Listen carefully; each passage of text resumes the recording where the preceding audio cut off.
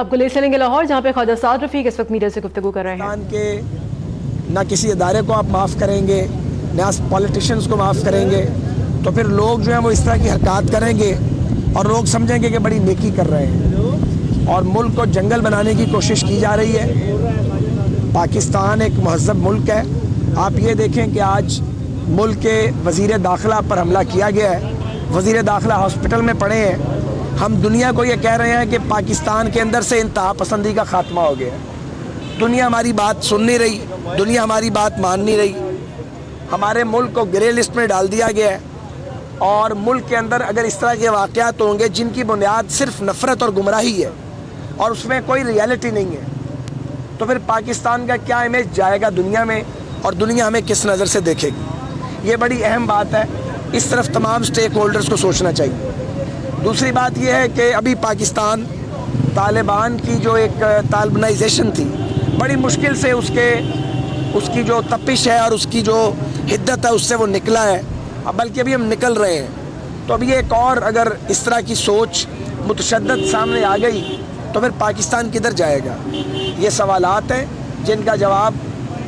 Political parties نے بھی دینا ہے اور پاکستان کے ریاستی اداروں نے بھی اس کے بارے میں سوچنا ہے، تاکہ ہم مل بیٹھ کے ایک حکمت عملی وضع کریں اور یہ جو ایک دوسرے کو برداشت نہ کرنے کا کلچر ہے یہ ختم۔ اچھا خواجہ صاحب، وزیر داخلہ کی کارنر میٹنگ ہو اور ایک مسلح شخص بغیر تلاشی اندر چلا جائے تو کیا آپ سمجھتے ہیں کہ سیکورٹی پہ ایک سوالیہ نشان ہے یہ؟ ایک طرف آپ سیکورٹی واپس لیتے ہیں،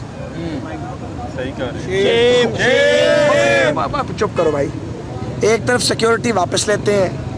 پھر آپ سوال کر رہے ہیں کہ سیکورٹی لیپس ہو گیا ہے۔ تو یہ بھی تو سیکورٹی ویسے بھی ابھی 10 12 15 دن کی مہمان ہے، تو اس کے بعد اگر الیکشن کیمپین جو ہے وہ آنی ہے اور جب صرف ہماری پارٹی نہیں مختلف جماعتوں کے پولیٹیشین اس طرح ہم لوگوں میں جائیں گے، ظاہر ہے کوچہ بازار میں جائیں گے، تو یہ تو ایک اب سیکورٹی ہیزرڈ جو ہے وہ کریٹ ہو رہا ہے۔ اس کے لیے یقیناً جو سیکورٹی ادارے ہیں ان کو ایک حکمت عملی بنانی پڑے گی، اور جو ایسے لوگ ہیں ہائی پروفائل لوگ، ان کی بہرحال سیکورٹی ریاستی کی ذمہ داری ہے۔ ویسے تو ہر شخص کی سیکورٹی ریاست کی ذمہ داری ہے، لیکن جو ایسے لوگ ہیں جو خدا نخواستہ ٹارگٹ کیے جا سکتے ہیں، ان کے بارے میں ایک پالیسی جو ہے وہ اگلے 3 4 ماہ میں جو کیئر ٹیکرز آئیں گے ان کو بھی اس پہ مرتب کرنی چاہیے اور سیکورٹی اداروں کو بھی کرنی چاہیے۔ سر صاحب یہ بتائیں، جو کرنٹلی سچویشن تک چل رہی ہے ملک کے اندر، جو الیکشنز ہیں وہ وقت پہ ہوتے ہوئے دکھائی دے رہے ہیں آپ؟ یہ بڑا اہم سوال ہے۔ اس وقت جو بحران جنم لے چکا ہے ملک کے اندر، ایک تو وہ بحران ہے جو ملک کے باہر ہے، مگر ملک کے اندر بھی بحران جنم لے چکا ہے، اور یہ کہنا غلط نہیں ہوگا اور اسے چھپایا نہیں جا سکتا کہ بدقسمتی سے ریاستی اداروں کے درمیان ایک فاصلہ سا پیدا ہوا ہے، اور اب انتخابات اگر بروقت نہیں ہوتے یا کسی وجہ سے انہیں آگے لے جایا جاتا ہے تو ایک تو یہ غیر آئینی ہوگا، اور میں نہیں سمجھتا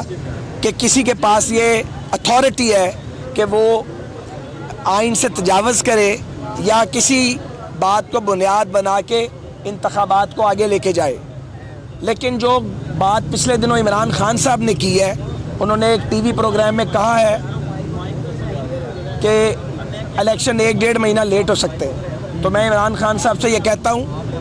کہ اگر عمران خان صاحب یہ الیکشن لیٹ ہوئے تو ہو سکتا ہے کہ یہ غیر معمولی لیٹ ہو جائیں، اس لیے الیکشن میں تاخیر کی بات نہ کریں۔